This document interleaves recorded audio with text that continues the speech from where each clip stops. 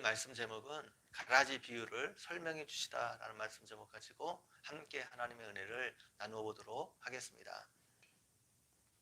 오늘 본문에서 예수님은 앞에 나오는 가라지 비유를 설명해 주고 있습니다. 앞에 있는 가라지 비유에서 예수님은 천국은 제 밭에 좋은 씨를 뿌리는 사람과 같다 말씀하고 있습니다. 그런데 사람들이 잘 때 원수가 와서 가라지를 그곳에 덧뿌리고 갔습니다. 처음에는 몰랐는데 싹이 나고 결실할 때가 가까워질 때 보니까 가라지가 있는 것을 종들이 보았습니다. 종들이 주인에게 좋은 씨만 밭에 뿌렸는데 왜 가라지가 있는지 물어보았습니다. 주인은 원수가 와서 이렇게 하였다 말했습니다. 종들이 주인에게 우리가 가라지를 뽑기를 원합니까? 다시 물었습니다. 주인이 가만 두라 말합니다.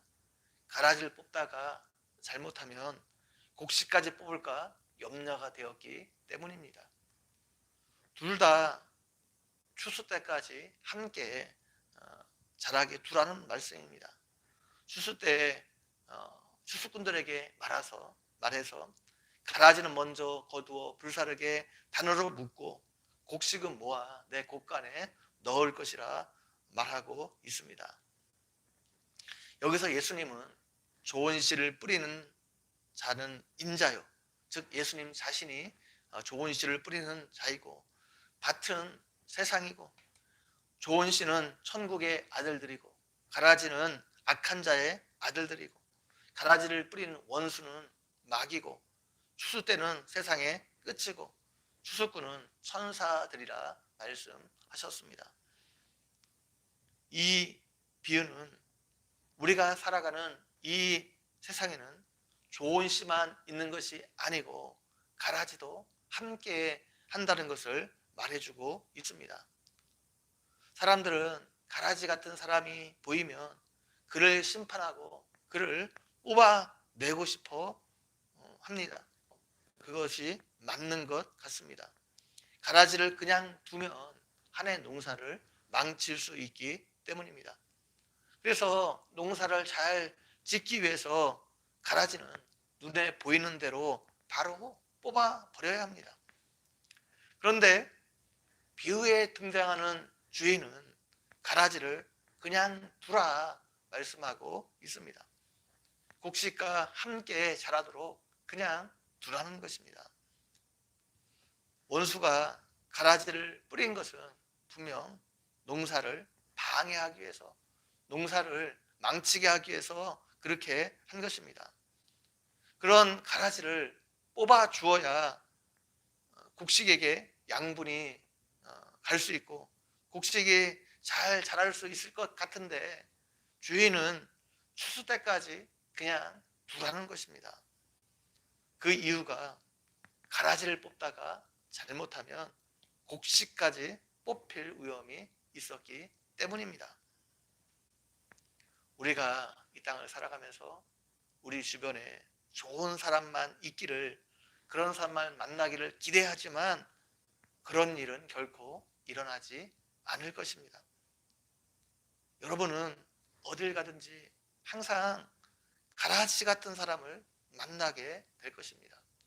그것이 교회이든 직장이든 어디든지 마찬가지입니다.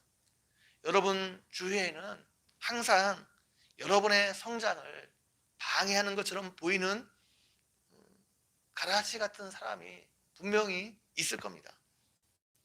그런데 하나님은 그것을 당장 뽑아내지 않으신다는 것입니다.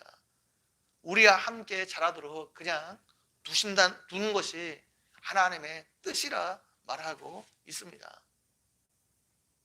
하나님은 왜 우리가 가라지를 제거하지 못하게 하는 것일까요? 첫 번째 이유는 우리는 가라지와 곡식을 구분할 수 있는 능력이 부족하기 때문입니다. 우리는 누가 가라지이고 누가 곡식인지 정확하게 알 수 없습니다. 그래서 가라지인 줄 알고 제거하려다가 잘못하면 곡식을 제거할 수 있기 때문입니다. 우리가 이 땅을 살아가면서 해야 할 일은 악한 자들을 심판하는 것이 아닙니다. 그것은 하나님께서 해야 할 일입니다. 심판하는 것은 하나님께 맡기고 우리가 해야 할 일은 열매 맺는 일에 집중하는 것입니다. 왜냐하면 하나님께서 우리를 통해서 원하시는 것은 악한 자를 심판하거나 뽑는 것이 아니라 우리를 통해서 열매를 맺는 것이기 때문입니다. 그래서 우리는 이 땅을 살아가면서 열매 맺는 일에 집중해야 합니다. 두 번째로, 때로는 가라지가 우리에게 영적인 유익을 줄 수 있기 때문입니다. 가라지를 하나님께서 우리 옆에 두시는 이유는 그 가라지를 통해서 우리를 훈련하기 위해서입니다.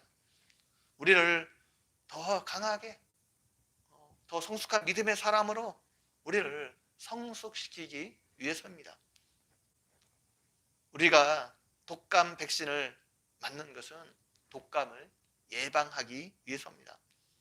독감 주사를 맞을 때 독감 항체를 우리 몸에 주입하는 것이 아니라 독감 인플루엔자를 약하게 해서 우리 몸에 주입을 하는 것입니다.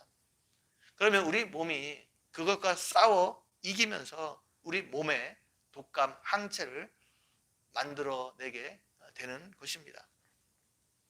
항체가 생긴 다음에는 같은 종류의 독감 인플루엔자가 아무리 기승을 부려도 그 독감에 잘 걸리지 않습니다.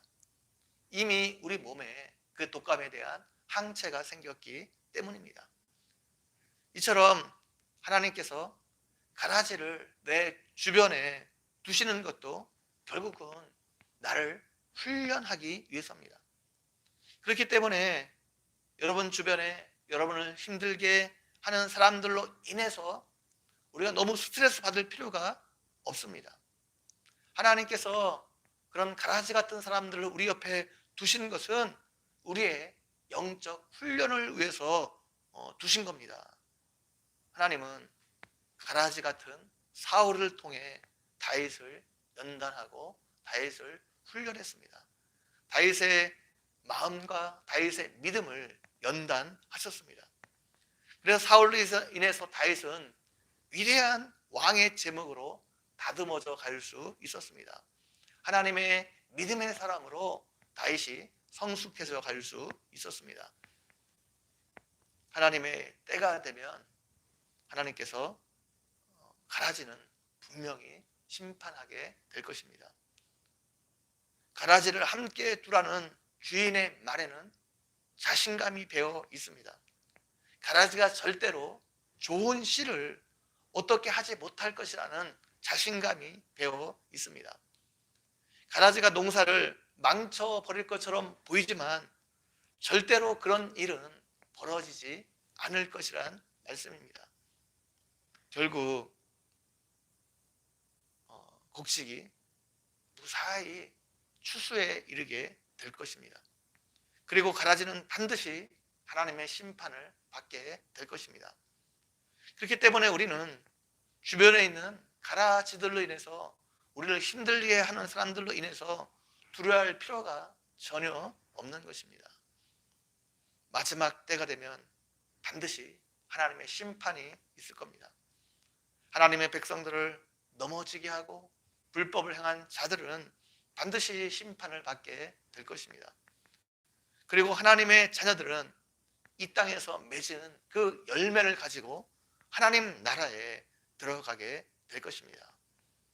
이것을 기억하고 여러분이 이 땅을 살아가면서 힘들고 어려운 사람들을 만나게 돼도 그들로 인해서 원망하고 불평하는 것이 아니라 오히려 그 원수들을 하나님께 맡기고 우리가 해야 할 일이 열매 맺는 일에 집중함으로 우리의 삶을 통해서 풍성한 열매를 맺어 하나님께 영광 돌리는 삶을 살아가는 여러분 모두가 되기를 주님의 이름으로 간절히 축원드립니다. 한번 기도드리겠습니다. 하나님 아버지, 오늘도 말씀을 통해서 우리에게 은혜 베풀어 주신 것 너무나 감사합니다. 하나님, 우리가 이 땅을 살아가면서 신앙생활을 하면서 우리 주변에 우리를 힘들게 하고 우리의 신앙을 넘어뜨리려고 하는 가라지 같은 사람들이 존재하지만, 하나님, 그런 사람들로 인해서 원망하고 불평하는 것들이 아니라 하나님께 그 모든 것들을 맡기게 도와주시고, 우리는 우리가 해야 하는 열매 맺는 일에 아버지 집중할 수 있도록 인도해 주시기를 원합니다. 말씀에 순종하며 언약의 우리 삶 가운데 성취를 경험하게 도와주시고, 우리 삶을 통해서 전도의 열매, 또 성령의 열매, 아버지 하나님 풍성하게 맺으며 하나님께 영광 돌리는 삶을 살아갈 수 있는 우리 모두가 되어줄 수 있도록 함께해 주시기를 원합니다. 감사합니다. 예수님의 이름으로 기도 올려옵나이다. 아멘.